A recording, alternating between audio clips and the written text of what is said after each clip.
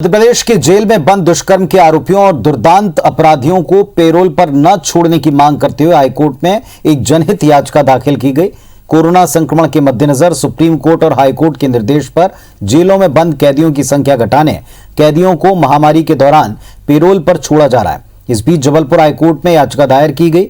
नागरिक उपभोक्ता मंच की ओर से दायर याचिका में कहा गया कि महिलाओं और बच्चियों से दुष्कर्म के आरोपी और दुर्दांत अपराधियों को महामारी पेरोल का लाभ न दिया जाए, वरना समाज में अपराध का ग्राफ तेजी से बढ़ सकता है।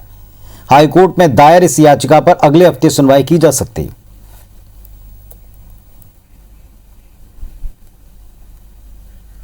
इन्होंने रेप के अपराधी हैं, जो बच्चों के साथ जिन्होंने रेप किया, ऐसे अपराधी हैं, ब्रूटल मर्डर के जो अपराधी हैं।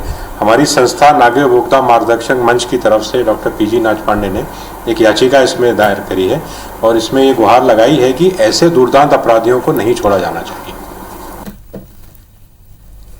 तो हाईकोर्ट में एक याचिका दाखिल की गई है। चिंता व्यक्त की गई कि रेप के या दुर्दांत जो अपराधी रहे हैं उनको अगर महामारी पेरोल का लाभ मिलता है तो बाहर जाकर फिर से अपराधों को अंजाम दे सकते हैं, अपराधों का ग्राफ बढ़ सकता है और इसके मद्देनजर उनको पेरोल पर ना छोड़ा जाए। दरअसल महामारी के दौरान जेलों में संख्या सीमित रखने की वजह से ये पेरोल दी जाती रही है और इस बार भी ऐसे अपराधियों को या ऐसे आरोपियों को छोड़ने को लेकर जो एक व्यवस्था दी गई थी, इसमें हाईकोर्ट में याचिका लगाकर इनके बारे में विचार करने को कहा गया है। विजेंद्र पांडे हमारे साथ में जुड़ गए हैं, सीधा उनका रुख करते हैं। विजेंद्र, पेरोल को लेकर के चिंतित हैं और एक जनहित याचिका लगाई गई है, क्या है इसका मजमून?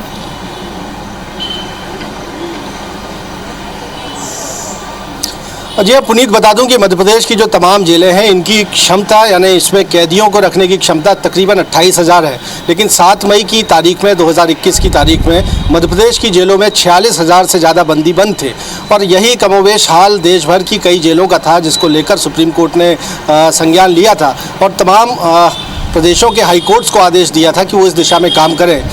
जबलपुर हाईकोर्ट की ओर से भी एक सुमोटो पिटीशन फाइल की गई थी, स्वतः संज्ञान इस मामले पर लिया गया था और कोर्ट ने एक राज्य सरकार की हाई पावर कमेटी का गठन किया था जो ये देखेगी कि कैदियों को जो कि अतिरिक्त बंद है 7 साल से कम सज़ा वाले, उनको चरणबद्ध तरीके से पेरोल का लाभ दिया जाना था ताकि संख्या घटाई जा सके।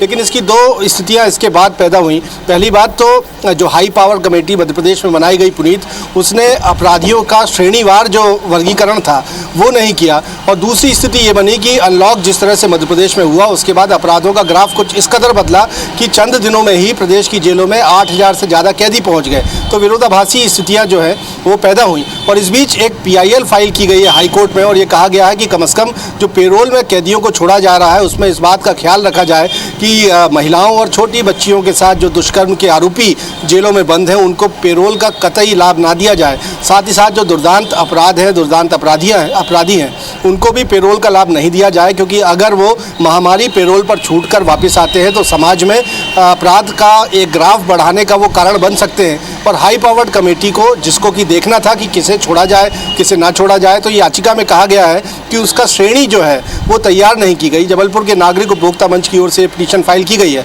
मुख्य तौर पर इसमें यही मांग है कि हाईकोर्ट खुद मॉनिटरिंग करे, खुद तय करे कि किस अपराधी को पेरोल पर छोड़ा जाए और किसे नहीं छोड़ा जाए और अगर गंभीर मामले के अपराधियों को छोड़ा जाता है तो अपराध के ग्राफ में और इजाफा हो सकता है। तो ये पिटीशन फाइल कर दी गई है। आने वाले दिनों में माना जा रहा है कि अगले हफ्ते इस मामले पर कोर्ट में हियरिंग की जा सकती है। पुनीत, बहुत शुक्रिया आपका विजेंद्र, इस पूरी डिटेल के लिए, पूरी जानकारी के लिए।